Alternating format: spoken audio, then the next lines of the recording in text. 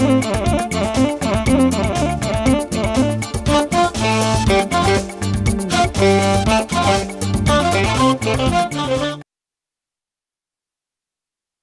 የተወደዳችሁ ተመልካቾቻችን አክብሮታዊ ሰላምታችን በያላችሁበት ይድረሳችሁ። ከአማራ ሚዲያ ኮርፖሬሽን ጎንደር ስቱዲዮ ለሰዓቱ ያዘጋጀነውን ዜና ይዘን ቀርበናል። ከዜናዎቹ ጋር መቤቱ ነኝ አብራሽ ቆይታ አደርጋለሁ። አብራችሁን ሁኑ።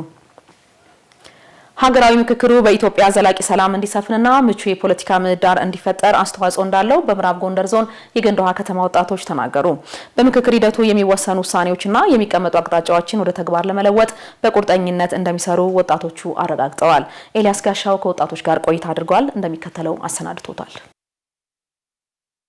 ሀገራዊ ምክክር በአንድ ሀገር ውስጥ ያሉ ልዩነቶችንና አለመግባባቶችን ሰላማዊ በሆነ መንገድ ለመፍታት እንዲሁም በሀገራዊ ጉዳዮች ላይ የጋራ መግባባት ለመፍጠር የሚያስችል ሂደት ነው። ኢትዮጵያ እያደረገች ያለው ሀገራዊ ምክክርም ዘላቂ ሰላም እንዲሰፍንና ሰላማዊ የሆነ እንቅስቃሴ እንዲኖር የሚያደርግ መሆኑን በምዕራብ ጎንደር ዞን የገንዳ ውሃ ከተማ ወጣቶች ተናግረዋል። እነዚህ ያስቀመጥናቸው ሰዎች እኛንም ይወክሉ ናቸው። የሚያራምዱትና የሚያነሱት ሀሳብ ሁሉ እኛን ይወክላል። ስለዚህ በእነሱ በኩል የመጣው ሁሉ የኛ ነው ብለን ካመነ ማለት 100% ሰላም ሊያመጣ ይችላል። ኢትዮጵያን ህዝብ ወክለው ሪፕሬዘንት አድርገው ዘይ ቆሙ ናቸው።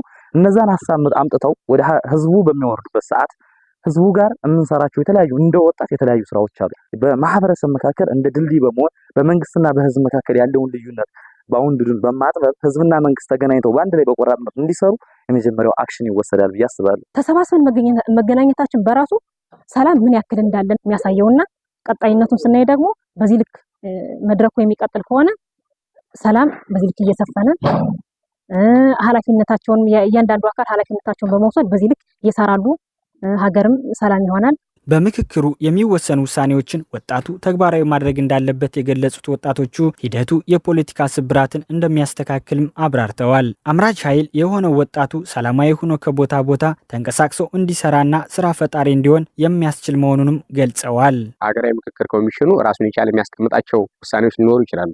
ስለዚህ ዋነኛው ዓላማ ምንድነው? እነዛን ሰዎች ወክለን ስንሰድ እነዚህ ሄዱ ሰዎች የሚቀበሉትን ውሳኔ እኛ አብረን ልንቀበል ስለሆነ አብዛኛው ወጣቱ እነኝን ጨምሮ ምን ማድረግ አለብን? በዚህ ምክክር ኮሚሽን ላይ የሚወሰኑ እያንዳንዱ ውሳኔዎችን ተቀብለን ተግባራዊ እንዲሆኑ ቀዳሚውን ድርሻ እኛ መውሰድ መቻል አለብን ብዬ ነው የማስበው። ወጣቶች ሀገር ሰላም ስትሆንም ከፊት ናቸው። ሀገር ጦርነት ስትሆንም ደግሞ መጀመሪያ የሚጎዱት ማህበረሰብ ክፍል ወጣቱ ነውና እንግዲህ ወጣቱ በተለያየ መሰረተ ልማት ግንባታው ራሱን ያገኛል ብዬ አስባለሁ። የተማረ ኃይል ብዙ አለ። ሙያቸውን ተጠቅመው ሀገርን የሚገነቡበት የሀገርን እድገት ወደሚያሳድጉበት ለሀገር ማማ የኢኮኖሚ ደረጃ ላይ የሚያደርሱበትን መንገድ ይፈጥራል ብዬ አስባለሁ። ወጣቱ ማለት ነው ትልቅ ድርሻ አለበት። ይሄንን በሌላ ተወስነው የሚመጡ አካላቶችና የምክክር ኮሚሽን የወሰናቸውን አካላቶች አንደኛ ከማህበረሰብ ከህዝብ ከወጣት ከተለያየ አመራሮች ነው የተዋቀረ። ይሄን ደግሞ እነዛ ማለት እኛን ይወክላሉ። እኔ ከተወከሉ ማላምንበትና ያመጣል ብዬ ማላብስበት አንድም ነገር የለም። ስለዚህ ሚናው ወጣቱን ትልቅ ሚና እንዳለበት አስባለሁ። ምክክሩ ታሪካዊ ድል መሆኑንና ለሌሎች አፍሪካ ሀገራት ተምሳሌት እንደሚሆን ወጣቶች አስገንዝበዋል። በክረምት በጎ ፍቃድ አገልግሎት ማህበረሰቡና አመራሩ በመናበብ ማህበራዊ ችግሮችን በጋራ እየፈቱ መሆናቸውን የጎንደር ከተማ አስተዳደር ተቀዳሚ ምክትል ከንቲባ ቻላቸው ዳኘው ተናገሩ። የጎንደር ከተማ አስተዳደር እየተከናወኑ ያሉ የክረምት ስራዎችን ገምግሟል። አፈወርቅ ደሴ በጉዳዩ ላይ ተጨማሪ ዘገባ አለው። የጎንደር ከተማ አስተዳደር ባለፉት ዓመታት የአረንጓዴ አሻራ የደም ልገሳ የአቅመ ደካሞችንና የአረጋውያን ቤቶች ማደስና ለተማሪዎች ማጠናከሪያ ትምህርት በመስጠት በክረምት ወራት ለማህበረሰቡ ለውጥ ያመጡ ስራዎች መከናወናቸውን የከተማ አስተዳደሩ መረጃዎች ያሳያሉ። የጎንደር ከተማ አስተዳደር እየተከናወኑ ያሉ የክረምት ተግባራት የሥራ ግምገማ አካሂዷል። በዘንድሮ የክረምት መርሃ ግብርም ያለፉት ዓመታት ጥንካሬዎችን በማስቀጠልና ክፍተቶችን በማረም እንደሚሰራ በመድረኩ የተገኙት የጎንደር ከተማ አስተዳደር ተቀዳሚ ምክትል ከንቲባ ቻላቸው ዳኘው ጠቅሰዋል። ክረምት በጎ ፍቃድ ስራዎቻችን ግሪን ሌጋሲ የደም ልገሳ፣ የአረጋውያን አቅመ ደካሞች የቤት ጥገና ስራዎቻችንና መላ ማህበረሰባችን ወጣቱን በትምህርት የቆየው ለሀገሩ በበጎ ፍቃድ ስራዎች እንዲሰራ የህዝቡን የማንቀሳቀስ የማነቃነቅ ስራ እየሰራን ያለነው። ይህም እንግዲህ አንዱ የመቀራረብ ከህዝብ ጋር ተቀራርቦ በጋራ ችግር በጋራ የመፍታት ልምምዶች ውስጥ አመራሮቻችን በደንብ መቅረብ ባለበት ህዝቡ ጋር የክረምት ወራት የበጎ አድራጎት ስራዎችን ለማድረግ ለዜጎች የግንዛቤ ፈጠራ ስራ በመስራትና ማህበረሰቡን ከጎን በማሰለፍ ወደ ስራ መገባቱን በብልጽግና ፓርቲ የጎንደር ከተማ አስተዳደር አደረጃጀት ዘርፍ ኃላፊ ምትኩ አንዳርጌ ተናግረዋል። አንደኛ በሁሉም የማህበረሰቡ በስድስቱም ክፍለ ከተማ የሚገኙ ማህበረሰባችንና አጠቃላይ ይሄን የሚያንቀሳቅስ የሚችለውን ኃይል ግንዛቤ መፍጠር ነው። በዝግጅት ምዕራፍ ነው አብዛኛው ይሄ የሚሰራው። ይሄም እንደሚባለው ከ236 ሺህ በላይ የበጎ ፍቃድ የሚንቀሳቀሱ የተመዘገቡበት ሁኔታ ነው ያለ። ይሄ ኃይል ነው የሚያደርገው። በዚህም ደግሞ ከ36 ሺህ በላይ የህብረተሰብ ተጠቃሚ ለማድረግ ነው። ተማሪዎችን ለማብቃት በመደበኛው የትምህርት አሰጣጥ ብቻ ሳይሆን በክረምት ወቅትም ከመምህራንና ከሚመለከታቸው ባለድርሻ አካላት ጋር በመቀናጀት ለተማሪዎች የትምህርት ማጠናከሪያ ትምህርት እየተሰጠ መሆኑን የጎንደር ከተማ አስተዳደር ትምህርት መምሪያ ምክትል መምሪያ ኃላፊ ሲሳይ ጣሰው አንስተዋል። ጎንደር ከተማ እንግዲህ በርካታ የመንግስትና የግል ትምህርት ቤቶች አሉ። በአብዛኛው የመንግስት ትምህርት ቤቶች ላይ የማጠናከሪያ ትምህርት የጀመረበት ሁኔታ አለ። ልክ አንዳንድ ትምህርት ቤቶች ላይ እንደ መደበኛው በርከት ያሉ ተማሪዎች ተገኝተው የማጠናከሪያ ትምህርቱን እየወሰዱ ይገኛሉ። 10 ሺህ ቢያንስ የሚሆኑ ተማሪዎችን በማጠናከሪያ ትምህርት እናግዛለን ብለን አቅደናል። በዚህ ውስጥ እንግዲህ ለየት ያለም አይነ ስውራን የአካል ጉዳት ያለባቸውም ድጋፍ እየተደረገላቸው እየታገዙ የሚገኝበት ሁኔታ ላይ ያለ። በመድረኩ በክረምት መርሃ ግብሩ የተሻለ አፈጻጸም ላይ ያስመዘገቡ ክፍለ ከተሞች እውቅናና ሽልማት ተሰጥቷል። ዝቅተኛ የገቢ ምንጭ ያላቸውን ግለሰቦች ቤት መጠገን መቻላቸው ሀሴት እንዳስገኘላቸው በጎንደር ከተማ አስተዳደር በበጎ ፍቃድ ስራ የተሰማሩ ወጣቶች ተናገሩ። የከተማ አስተዳደሩ ከ253 ሺህ በላይ በጎ ፍቃደኞችን በማሳተፍ ማህበራዊ የበጎ ፍቃድ ስራዎችን እያከናወነ መሆኑን በጎንደር ከተማ አስተዳደር የሴቶች ወጣቶችና ማህበራዊ ጉዳይ መምሪያ ገልጿል። ማርታ አዱኛ ዝርዝር አላት።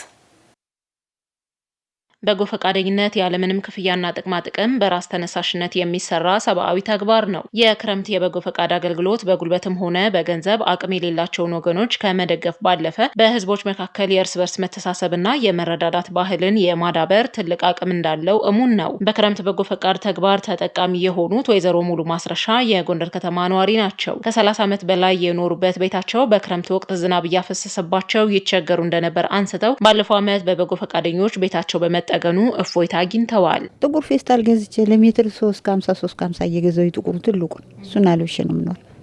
እሱ አልብሼ ደግሞ እሱ ዝናቡ ሲበጣ ሰው ደግሞ እንደገና ገዛለሁ። በበጎ ፍቃድ ህብረተሰቡ ተሰብስቦ ቆርቆሮና ፈረሱ እንጨቱን ተካከሉ ምን አሉ ሰሩልኝ። ሁልጊዜ ስናዝን ነበር። ከዚህ የበለጠ ደስታ ምን አለ? ሞኝ ከዚያ ዝናብ ለሊ ዝናብ ሲመጣ ቁጭ ብሎ ከማደር ከዚህ የበለጠ ሌላ ምን አለ? ልጅ ያኑርልኝ፣ ከፍ ያደርግልኝ። በጣም በእውነት እኔ በጣም ነው ማመሰግን። በተያዘው የክረምት በጎ ፈቃድ መርሃ ግብር ቤታቸው እድሳት እየተደረገለት ያገኘናቸው የጎንደር ከተማ ነዋሪ የሆኑት ወይዘሮ ጥሩዬ ማሞ በበኩላቸው ክረምት ሲመጣ ይሳቀቁ እንደነበር አንስተው ለተደረገላቸው የቤት እድሳት የተሰማቸውን ደስታ ተናግረዋል። በጣም ቤቱ ያፈሳልኝ ደጅ ነው አቁተን ነው የምንጠቀም የነበረ እና እኔ ብዙ ጊዜም እንደዚሁ እናገር ነበር ቤቱ እያፈሰሰብኝ ምናምን ስል ግን አሁን በበጎ ፈቃደኛና በቀበሌው ምክንያት ይታደስልኝም ተጀምሮልኛል። እኔ በጣም ደስተኛ ነኝ፣ ደስ ብሎኛል። አመሰግናለሁ። በጎንደር ከተማ በቤት እድሳትና በውሃ ማፋሰሻ ቦይ ጠረጋ ስራ የድርሻቸውን ሲወጡ ያገኘናቸው በጎ ፈቃደኛ ወጣቶች ለአቅመ ደካሞች በፈቃደኝነት የተለያዩ ተግባራትን ማከናወናቸው የህሊና እርካታን እንዲያገኙ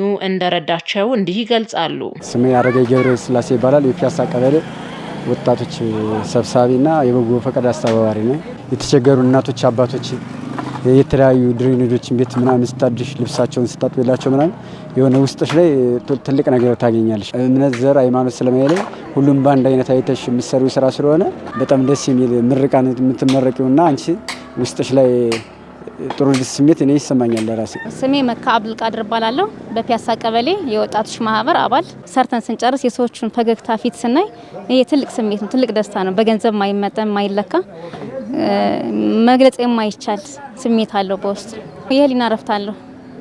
በጎነት መቅደሚያ ለራስ ነው የሚጀምረው፣ ከራስ ነው የሚጀምረው። ጥሩ እየሰራን ነው፣ እርካታ አለን። በዘንድሮው የክረምት የበጎ ፈቃድ አገልግሎት የሚከናወኑትን 17 ተግባራት በመለየት ወደ ስራ መግባታቸውን ያነሱት የጎንደር ከተማ አስተዳደር ሴቶች ወጣቶችና ማህበራዊ ጉዳይ መምሪያ ኃላፊ ወይዘሮ ሙሉቀን ጌታሁን ናቸው። በበጎ ፈቃድ አገልግሎት ከ190 ሺህ በላይ የህብረተሰብ ክፍሎችን ተጠቃሚ ለማድረግ መታቀዱንም አስረድተዋል። 253 ሺህ በላይ የማህበረሰብ ክፍል እናሳትፋለን። ከዚህ ውስጥ ደግሞ 57% ወጣቶቹ ናቸው።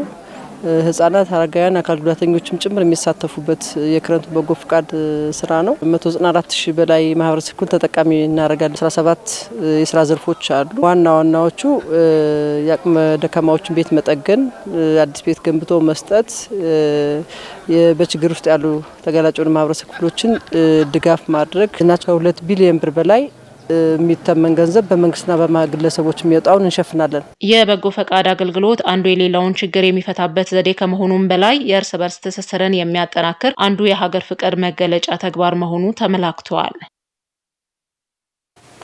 የተከበራችሁ ተመልካቾቻችን ጊዜያችሁን ሰጣችሁ ከኛ ጋር ስላሳለፋችሁ ከልብ እያመሰገንን ከአማራ ሚዲያ ኮርፖሬሽን ጎንደር ስቱዲዮ ለሰዓቱ ያዘጋጀነው ዜና እስካሁኖችን ይመስል ነበር። ከዜናዎቹ ጋር መቤቱ ነኝ አብሬያችሁ ቆይታ አደረኩ። ወደ ዋናው ስቱዲዮን መልሳችሁ ጤና ይስጥልኝ።